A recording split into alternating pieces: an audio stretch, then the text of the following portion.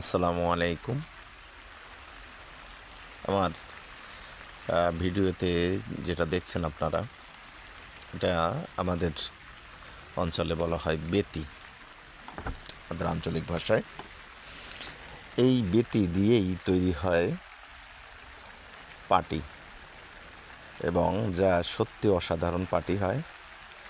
এই বেতি কাটার পরে শুকানো হয়, শুকানোর পরে মাদুর বা পাটি তৈরি করা হয়।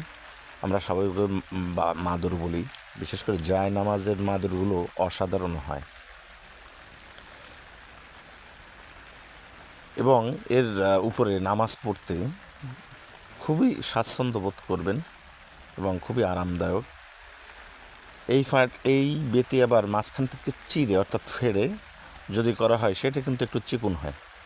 আর যদি আস্ত একটা দিয়েই তৈরি করা হয়, তাহলে কিন্তু দারুণ, আর একটু উঁচু এবং নরম, সফট মনে হয়। তো আমাদের অঞ্চলে এখন দেখা যায় না বললেই চলে এই গাছ।